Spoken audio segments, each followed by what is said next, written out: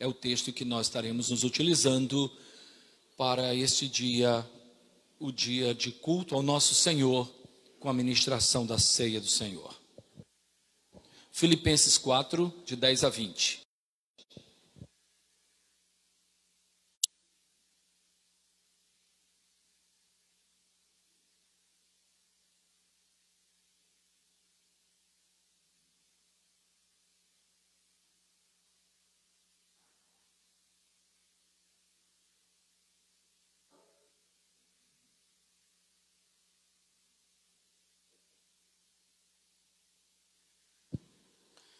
Filipenses capítulo 4, versículos de 10 a 20, assim diz a palavra de Deus.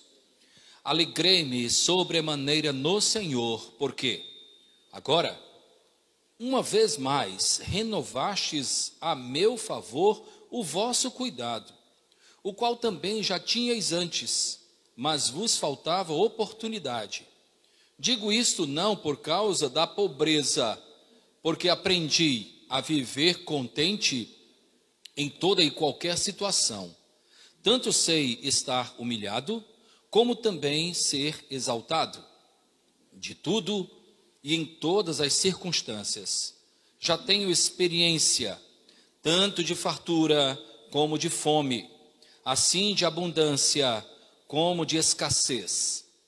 Tudo posso naquele que me fortalece. Todavia fizeste bem, associando-vos na minha tribulação.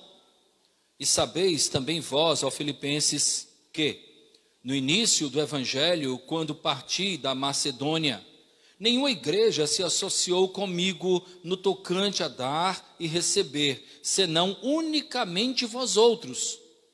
Porque até para Tessalônica mandastes, não somente uma vez, mas duas, ou bastante para as minhas necessidades. Não que eu procure o donativo, mas o que realmente me interessa é o fruto que aumente o vosso crédito. Recebi tudo e tenho abundância. Estou suprido desde que Epafrodito me passou às mãos o que me veio da vossa parte como aroma suave, como sacrifício aceitável e aprazível a Deus. E o meu Deus, segundo a sua riqueza em glória, há de suprir em Cristo Jesus cada uma das vossas necessidades. Ora, a nosso Deus e Pai seja a glória pelos séculos dos séculos. Amém.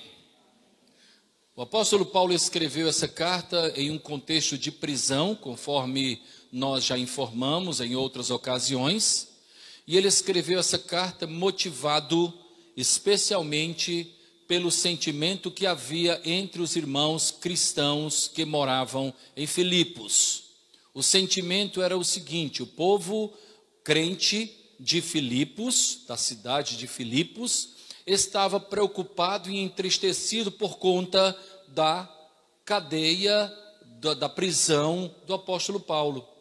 Paulo então escreveu para eles no objetivo principal de encorajá-los, para mostrar para ele que mesmo preso, ele tinha convicção de que Deus estava com ele, que nada ia faltar para ele, que ele estava preso porque tinha sido obediente àquilo que Deus tinha proposto para a sua vida. Paulo então escreveu essa rica carta com esse objetivo, porém ele, enquanto ser humano, homem limitado como você e eu, ele jamais podia imaginar que essa carta fosse chegar até nós.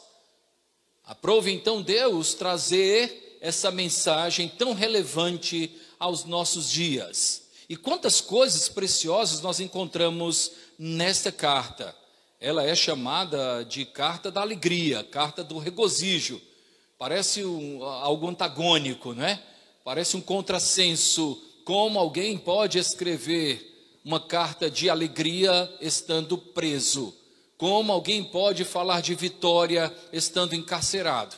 Como alguém pode falar que Deus capacita-o para enfrentar toda e qualquer situação? Tudo posso naquele que me fortalece, se está ele preso. Parece então a palavra daquele homem que estava sendo preso ao lado de Cristo. Preso não, crucificado ao lado de Cristo. Se tu és o Cristo, né, salva-te a ti mesmo e também a nós. Então, aquele povo estava triste porque o seu líder, o apóstolo Paulo, estava preso. Afinal de contas, Paulo tinha fundado aquela igreja. Ele tinha encorajado aqueles irmãos a permanecerem firmes, mesmo em meio às perseguições. E agora ele estava preso. Aparentemente um contexto de derrota aos olhos dos homens. E aí Paulo escreve mostrando para aquele povo que aquilo que aos olhos dos homens parece derrota, representa uma grande vitória aos olhos de Deus. Porque importa agradar a Deus que aos homens. A percepção humana é limitada. A percepção humana é completamente limitada, enquanto que Deus, não, Ele tem uma percepção perfeita acerca das nossas situações. Tantas vezes ao longo da nossa vida nós já nos encontramos entristecidos, e parece que aquilo que fizemos não teve qualquer êxito, parece que estamos como que rodando em círculo, parece que nada traz qualquer tipo de eficácia, nada traz qualquer tipo de sintoma de vitória, consequência de vitória.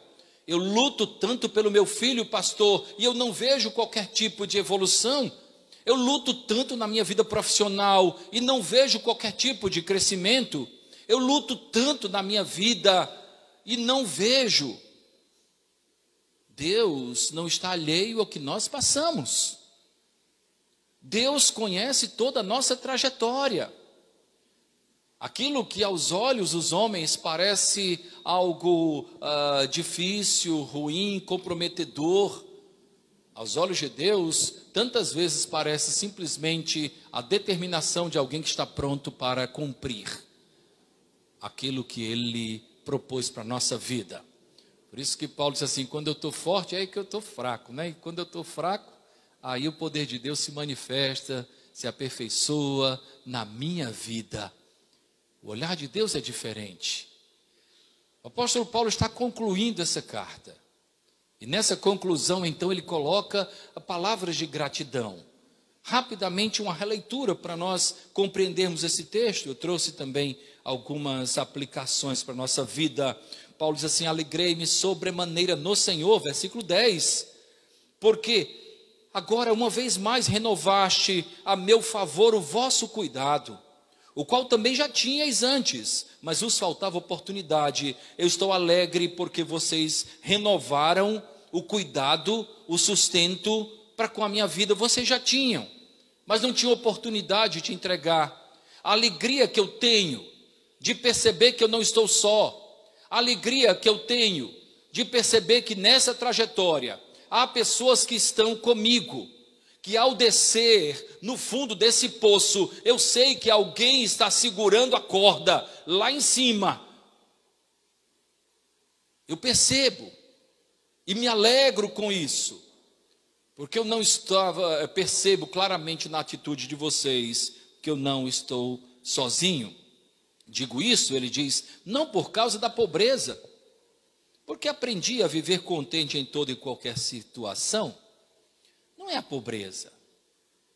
Às vezes nós pensamos que o nosso lamento há de produzir sensibilidade espiritual nas pessoas. Não é isso. O que produz sensibilidade para que haja participação, cooperação, é a nossa condição espiritual. É a nossa condição espiritual. Eu me deparei com uma pessoa que, recentemente, chegou um pedinte, e essa pessoa disse assim, olha, eu já deixo aqui separado, porque eu vou dar para me livrar. Vou entregar aqui para me livrar. E eu fiquei assim, mas olha, não é bem assim que Deus espera. Não é contribuir para me livrar. mas é contribuir como consequência do que há no nosso coração. Eu lembro lá de Efésios, né? Capítulo 2, versículo 8, diz assim: pela graça sois salvos mediante a fé, e isto não vem de vós, é dom de Deus, não vem pelas obras para que ninguém se glorie, pois somos feituras dele, criados em Cristo Jesus para as boas obras. Para as boas obras, as quais Deus de antemão preparou para que andássemos nelas. É comum nós ouvirmos de pessoas que não conhecem o Evangelho, que dizem assim: você, sabe, você paga o dízimo para ir para o céu, você oferta para ir para o céu, é? E logicamente nós falamos: não existe preço para uma eternidade com Deus, porque a conta já foi quitada lá na cruz. Nós já fomos salvos pela graça, nada tem a ver com salvação, boas obras. Mas porque nós somos salvos, nós somos envolvidos nas boas obras. E quando nós contribuímos na igreja, porque nós entendemos que a igreja é uma boa obra, é uma obra de Deus. Quando nós participamos, nós não fazemos para nos salvar, mas evidenciamos a nossa salvação ao nos envolvermos nessa obra que é obra do Senhor, que é obra de Deus, para que nada falte. Durante a semana, na verdade, nós temos recebido muitos pedintes. Os dias são difíceis, os dias são muito difíceis, e nós temos atendido dentro da possibilidade. E quando vai além daquilo que está na nossa condição, nós chamamos a igreja, como fizemos durante a semana. Houve uma resposta, e a pessoa foi suprida pela igreja, para a glória de Deus. Então assim, nós participamos disso porque somos salvos, não é para nos salvar. Nós somos salvos pela graça, não vem de nós, é dom de Deus, não vem de qualquer obra, não há qualquer mérito humano. É dom de Deus, é uma dádiva, um presente de Deus. Então o texto fala, eu digo isso não por pobreza, porque aprendi a viver contente em toda e qualquer situação. Eu estou contente, independente da pobreza ou da riqueza. Não é isso que faz com que eu espere de vocês algo. O versículo 12 diz assim: tanto sei estar humilhado, como também ser honrado. De tudo e em todas as circunstâncias já tenho experiência, tanto em fartura como também de fome, assim de abundância como de escassez. Nisso Paulo está dizendo que a nossa relação com Deus independe daquilo que nós passamos nesta vida. Eu não posso ser um adorador circunstancial. Eu adoro quando a minha conta está cheia, eu adoro quando eu tenho um bom emprego, eu adoro quando não há enfermidade na minha casa, eu adoro quando tudo está a meu favor, humanamente falando. Não, eu estou contente e adoro ao Senhor na fartura e na escassez, nos dias áureos e também nos dias de privações. Na verdade, os dias de privações, muitas vezes, são mais benéficos espiritualmente do que os dias áureos. É justamente em meio às dificuldades que nós encontramos e vemos de uma maneira muito mais clara a mão de Deus estendida sobre a nossa vida. Não à toa a palavra de Deus nos diz que a casa onde há luto é melhor do que a casa onde há festa. No luto nós reconhecemos as nossas próprias limitações. Na festa tudo parece ilusão, tudo parece uma grande fantasia. Deus espera que nós tenhamos uma constância. Eu aprendi a viver contente. O que é que tem lhe contentado? Ah, pastor, eu fico contente quando o meu time ganha, meu candidato ganha, quando eu consigo algo nesta vida. Esse contentamento é efêmero, ele é transitório, vai passar. O teu time ganhou hoje, mas vai ter outro campeonato ano que vem. E aí? Né? O teu candidato ganhou hoje, mas vai ter outra eleição. E aí? Você vai ficar... Ah, mas nós somos felizes porque o nosso Deus nos faz felizes. Quando eu leio o Salmo 32, e é um dos meus prediletos. Ah, como eu amo o Salmo 32. É feliz aquele cujo pecado é perdoado. Oh, Senhor, como eu sou feliz porque o Senhor perdoou o meu pecado. É feliz aquele cuja iniquidade é coberta. O Senhor cobriu a minha iniquidade. Essa é uma felicidade que o dinheiro não paga. Essa é uma felicidade que independe da condição que nós vivemos aqui neste mundo.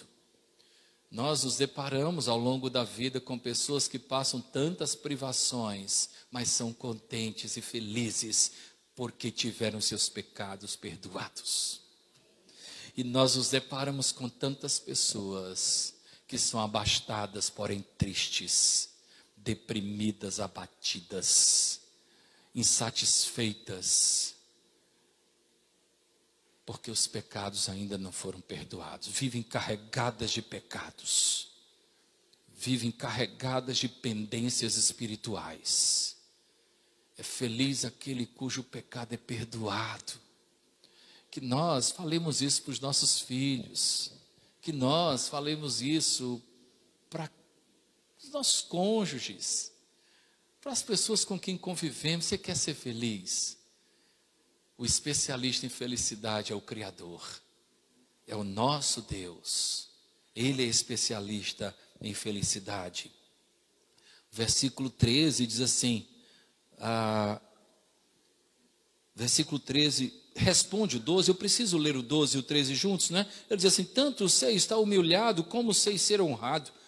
Em tudo e em todas as circunstâncias eu tenho experiência, tanto em fartura como fome, assim de abundância como de escassez. Posso todas as coisas naquele que me fortalece.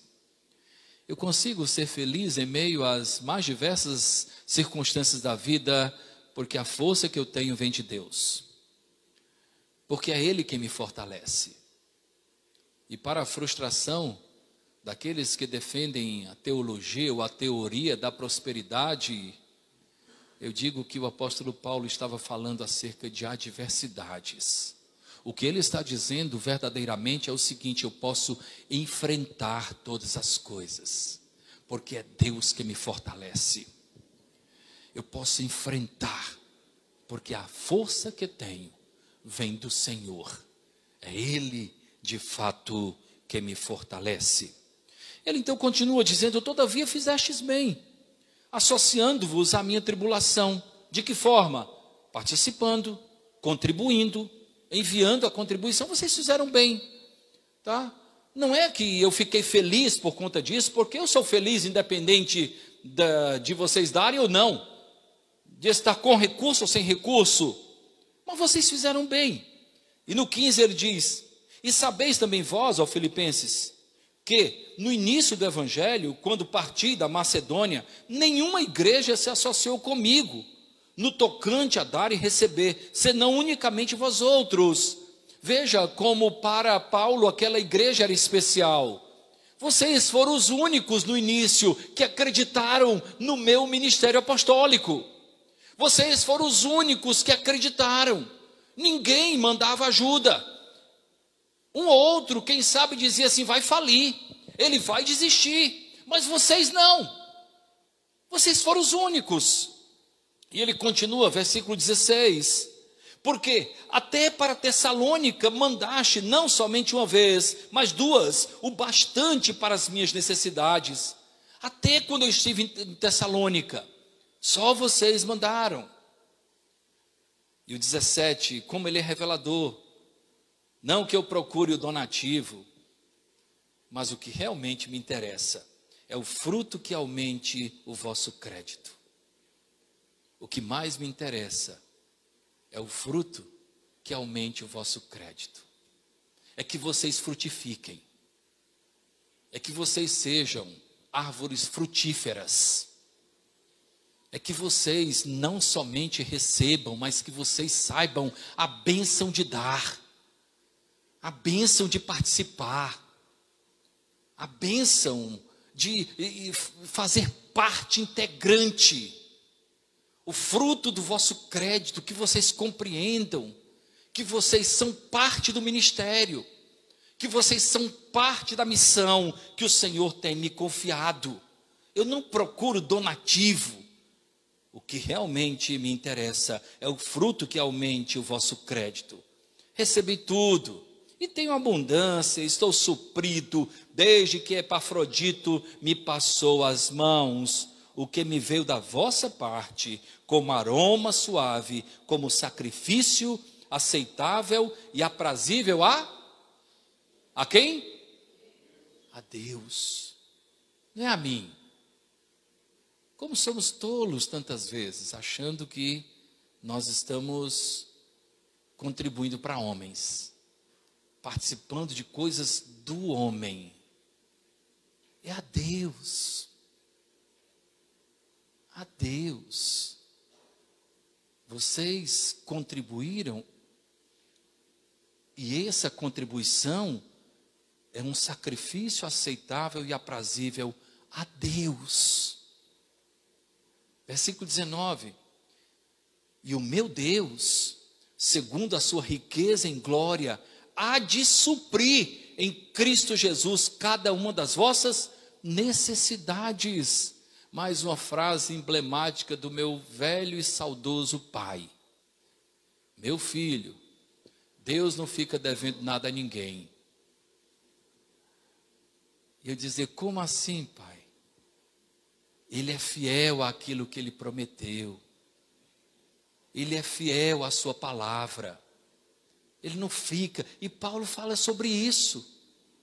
Olha, vocês entregaram a Deus e saibam de uma coisa, tá?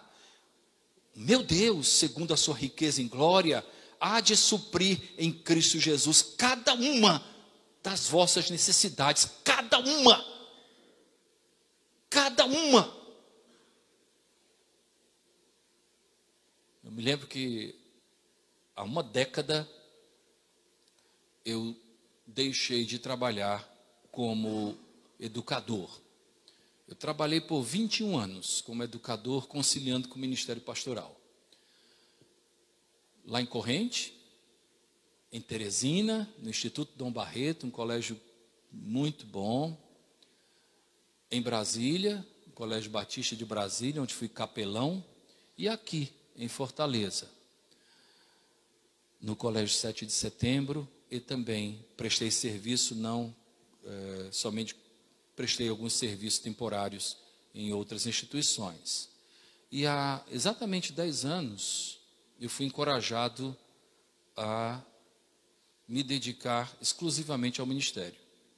E como isso, eu confesso, até porque, nós somos homens limitados e temos família. Como aquilo me assustou. E alguns falavam, olha, pastor, e o plano de saúde, pastor, e a aposentadoria futura, pastor, e isso e aquilo.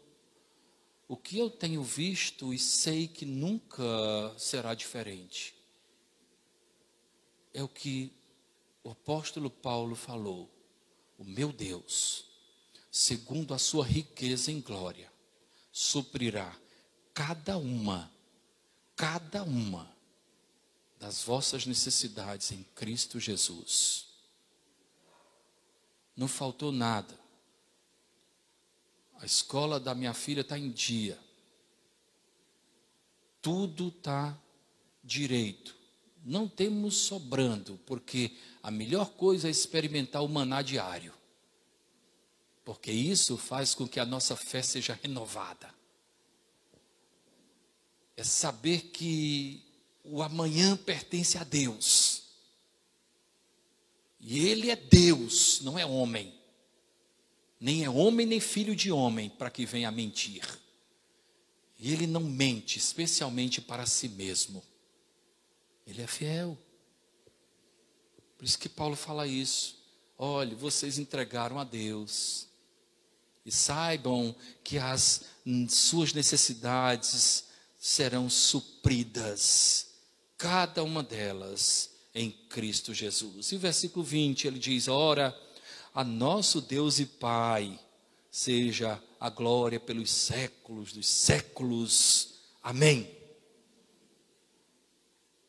Esse é um Deus que merece glória. Paulo termina essa sessão dizendo, portanto, Ele merece glória. Esse Deus que nos dá contentamento em meio às privações. Esse Deus que nos dá contentamento também em meio aos dias áureos de festa. Por que eu digo isso? Porque eu já vi momentos de festa com pessoas tristes. Eu já vi pessoas solitárias em meio a multidões. Eu já vi. A alegria que nós temos no Senhor independe daquilo que está diante de nós. É pobreza, o Senhor será glorificado nessa pobreza, porque Ele vai suprir cada uma das nossas necessidades em Cristo Jesus. É fartura, glória a Deus, Ele me deu mais do que o que eu preciso, portanto Ele está oportunizando que eu ajude aqueles que não têm o suficiente. Ele me ajuda, já que Ele me deu mais do que eu estou precisando agora, Ele me ajuda, eu vou ajudar a igreja, para que nada falte na igreja, eu vou ajudar pessoas, eu vou procurar ver quem realmente está precisando, porque Deus não nos dá nada como produto do acaso. Ele nos abençoa nesse propósito, pois fomos feitos para as boas obras. Fomos salvos nessa perspectiva. Objetivamente, irmãos, primeira aplicação, irmãos, a renovação do cuidado proporciona alegria inigualável. Vocês renovaram. Por que essa renovação do cuidado? A grande verdade, eu não sei se quantos aqui já viveram a seguinte situação, tá? Eu posso pagar a escola todo mês e posso pagar a anuidade, não é assim? Eu posso pagar tudo, tal. Um pai de um amigo, o pai vendeu o apartamento e pagou o curso todo de universidade do filho. E ele diz assim, não quero me preocupar com isso. No caso da vida cristã é diferente. Porque a renovação, porque o participar regularmente, nos dá prazer renovado de vivermos a obra de Deus. Renovar significa florescer de novo. Renovar o cuidado em relação, tá, a Deus significa que eu estou renovando a minha relação com Ele. Significa que a minha relação com a sua obra está sendo renovada, florescendo novamente. Esse cuidado que ele menciona no versículo 10, né? Alegrei-me sobremaneira no Senhor, porque agora uma vez mais renovaste em nosso favor o vosso cuidado. O vosso cuidado, vocês demonstraram que continuam cuidando. Que esse cuidado permanece na vida de vocês. Quando a relação não é renovada, irmãos, ela tende a se enfraquecer. Era como o maná que vinha no deserto, que era diário. É como as misericórdias do Senhor, que se renovam a cada amanhecer. Hoje, pela manhã, eu contei com as misericórdias de Deus renovadas na minha vida. A cada dia, Deus renova o seu cuidado para comigo, para com você. A renovação do cuidado proporciona alegria inigualável, contentamento, porque renovar é florescer novamente. Uma segunda aplicação: o cuidado precisa ser demonstrado, irmãos, transformado em ações. Eu já disse aqui na nossa igreja que amor é um verbo a ser conjugado no dia. Eu amo, tu amas, ele ama, nós amamos. O amor precisa ser conjugado, o amor precisa ser vivido, o amor precisa ser visto como um verbo, como uma ação. É assim. Eu me lembro que há anos eu trabalhava na escola, no colégio lá na Imperador ainda, 7 de setembro da Imperador, e eu era coordenador do Fundamental. E nós tivemos um garoto, aluno meu, que enfrentou uma enfermidade e descobriu que era uma leucemia. E ele tão forte, atleta, e começou a... E eu fui trabalhando, eu fui com ele, eu ia sempre que eu podia, né? Eu estava ali. E aconteceu algo somente para encurtar a história. Ele faleceu. E o sepultamento dele foi um dia à tarde, dia de expediente. E eu pedi a direção para ser dispensado, para participar. E eu fui direto lá para o cemitério. E quando eu estava chegando, a mãe dele correu e disse assim: eu sabia que o senhor vinha. Eu sabia que o senhor vinha. Então, assim, o amor, ele precisa ser transformado em ação.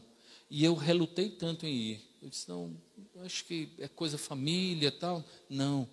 Quando eu cheguei, ela saiu do grupo de amigos e veio até mim e disse assim: eu sabia que o senhor vinha. Então, que nós possamos estar presentes, irmãos. Que nós possamos demonstrar um cuidado na ação, na prática.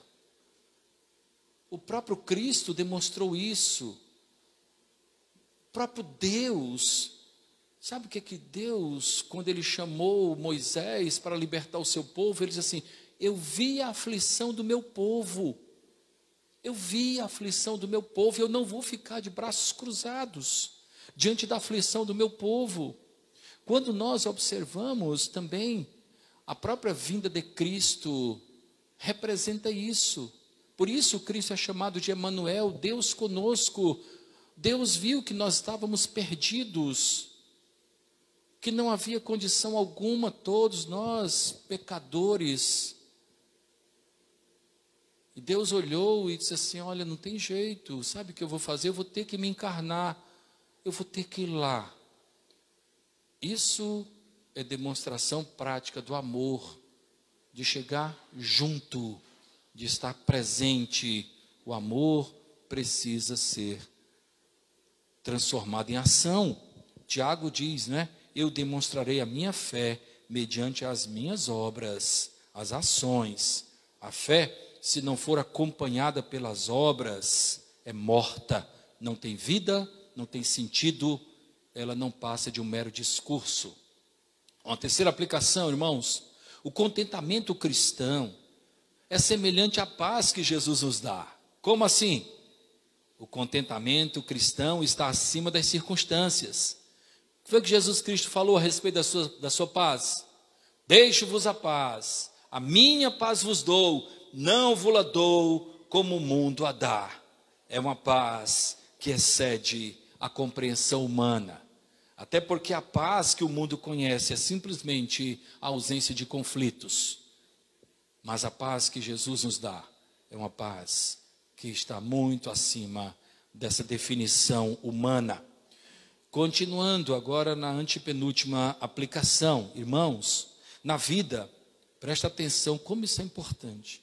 Na vida, é necessário nós aprendermos a enfrentar cada circunstância da vida.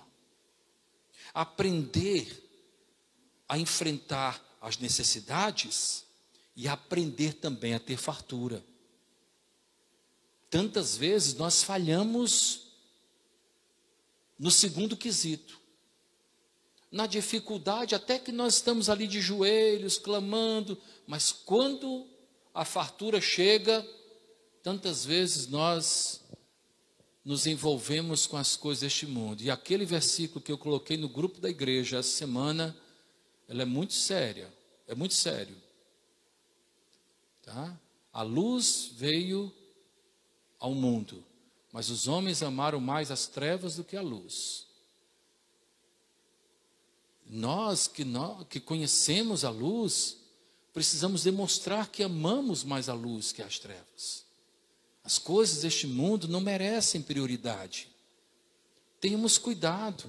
É necessário aprender, tá? Aprender a ter fartura, assim como é necessário aprender a enfrentar as necessidades. Nós somos aprendizes. Não estamos prontos. Sabe quando é que você vai estar pronto? Qual vai ser o seu dia perfeito? Sabe qual vai ser o seu dia perfeito? O dia que você morrer. Porque o caminho do homem que ama a Deus, ele é claro como a luz da aurora, vai brilhando, brilhando, brilhando, até alcançar o quê? O dia perfeito. Naquele dia perfeito, você terá o seu corpo glorificado. Mas enquanto isso, nós estamos aprendendo a lidar, né, com a bonança e também com as dificuldades da vida. É necessário, tá? Eu já tive, nesses 30 anos de pastorado, vivi muitos casos de pessoas que eram tão assíduas, mas quando a prosperidade chegou, todo domingo era um churrasco.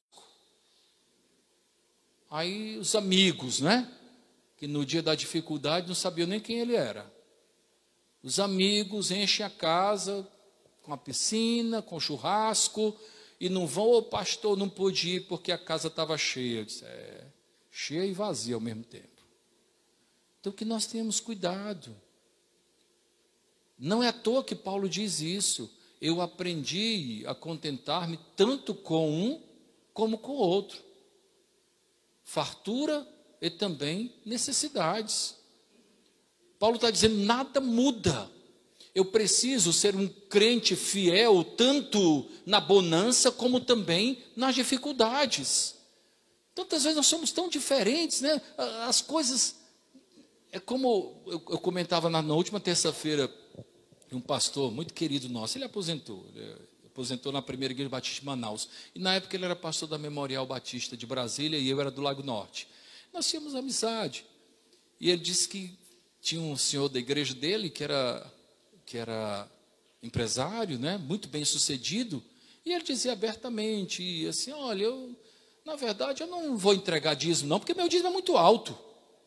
E um dia, o pastor falou assim, olha, depois eu vou orar para você ficar pobre, porque aí teu dízimo vai ficar menor, e você acha que é mais justo, né? Então, se tudo para Deus é muito, né? Tudo para Deus é pesado, tantas vezes.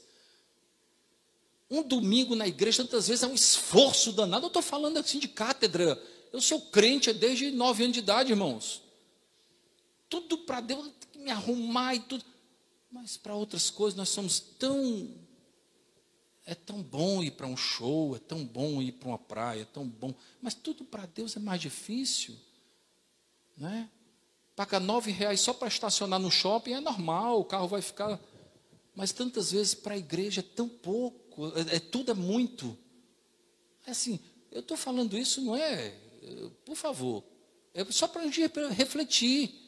Será que Deus é a nossa prioridade mesmo, ou é só de boca? Ou é só de boca? Sabe, para nós refletirmos, que tipo de fé cristã eu tenho vivido e tenho demonstrado para os meus filhos, para eles. Sabe, ontem eu fui com a minha família para um culto e uma moça chegou para minha filha, para a Sofia, e disse assim, é difícil ser filha de pastor, não é, minha filha? Aí ela disse, não, eu acho legal. E ela, graças a Deus, tomara que continue, viu, Ana? Mas lá na escola ela tem o maior orgulho de dizer, meu pai é pastor. Meu pai é pastor. Lá no colégio todo mundo sabe, né? Eu estou quase sendo capelão. Então, assim, nós precisamos compreender que realmente, olha, eu só estou vivo hoje porque foi Deus que permitiu. Ah, mas tudo é dele.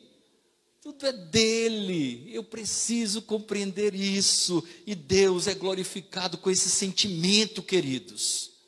Tá? A penúltima aplicação, extraída do versículo 13, não é? Irmãos, com a força que pertence a Deus, nós podemos enfrentar todas as coisas desta vida. A força é dele. Tudo posso naquele que me fortalece. É Ele quem me fortalece, como cantamos agora há pouco. Davi dizia, ainda que um exército se acampe contra mim, eu não temerei. Ainda que eu ande pelo vale da sombra da morte, eu não temerei, porque tu estás comigo. É na força do poder do Senhor que eu enfrento toda e qualquer situação. É esse poder. Todos conhecem a história de Sansão. Sem a força de Deus, ele foi facilmente preso e humilhado. Sem a força que vinha de Deus. É com a força do Senhor que nós enfrentaremos toda e qualquer situação. É Ele quem nos fortalece. Nosso segredo está no Senhor. Não precisamos ter medo de nada. E finalmente, o versículo 19, que é tão bonito, né? Já enfatizei agora há pouco, né? Versículo 19. O meu Deus, segundo a sua riqueza em glória, há de suprir em Cristo Jesus cada uma das nossas ou das vossas necessidades. Nunca desconfiemos que o bom Deus suprirá todas as nossas necessidades, irmãos. O que o apóstolo está dizendo é que o fato de termos investido na obra de Deus não causará necessidade alguma em nossas vidas. É isso que ele está dizendo. Porque o versículo anterior fala disso. O versículo anterior diz, recebi tudo e tenho em abundância. Estou suprido. Desde que Epafrodito me passou as mãos, o que me veio da vossa parte, como aroma suave, como sacrifício aceitável e aprazível a Deus. Versículo 18. E no 19. E o meu Deus, segundo a sua riqueza em glória, há de suprir em Cristo Jesus cada uma das vossas necessidades. Deus não fica devendo nada a ninguém. Ele espera de nós somente aquilo que primeiramente Ele nos deu. E nós precisamos ter consciência disso. Para a glória de Deus aqui, nossa igreja, nós já devolvemos ofertas de pessoas que eu sabia que tinha muito pouco. E estava entregando. E eu dizia, não. Mas pastor, não, por favor. Você entregou e eu estou para a glória de Deus. Nós precisamos ter essa consciência. O nosso Deus é glorificado também quando nós depositamos a nossa vida, a nossa família, o nosso trabalho, os nossos talentos, os nossos dons nas suas mãos. Não se preocupe, porque Deus não é homem nem filho de homem que venha a mentir. Ele suprirá em Cristo Jesus cada uma das nossas necessidades. E nisso Ele é glorificado. E nisso Ele merece honra e merece também todo o louvor. Amém? Amém ou não amém? Amém, não é? Que Deus nos abençoe, nos aperfeiçoe a cada dia. Na palavra nós temos o ideal de Deus para a nossa vida. Às vezes nós ficamos, pastor, mas eu estou tão longe. Então dá o primeiro passo. Então tenta, né? Não adianta ficar assim, eu tenho que chegar até a Barra do Ceará. Mas está longe demais. Mas se eu caminhar, né? Sair devagarzinho, eu chego primeiro ali, depois acolá, e aí vou. Deu menos esperar, eu estou na Barra do Ceará. E aí Deus, é assim também na nossa trajetória. Vai lá. Entendeu? Coloca a vida no altar de Deus. dons, talentos, você coloca isso. Eu sei que é difícil, eu não sou tolo. Eu sei que tantas vezes nós somos pessoas assim, né? Temos preocupações. E quando eu falo a respeito disso, não estou encorajando ninguém a ser irresponsável. Não é isso. Muito pelo contrário. Nós precisamos ser disciplinados, sim. E toda disciplina, assim como toda sabedoria, tem como princípio o temor do Senhor. Que como homens e mulheres tementes a Deus, nós busquemos sabedoria, busquemos disciplina para a nossa vida e para a nossa família. A Deus, honra, glória e louvor. Amém? Amém. Senhor, muito obrigado por tua palavra, por esse encontro tão bom, ó Deus, na tua casa. Continua, ó Deus, sendo glorificado.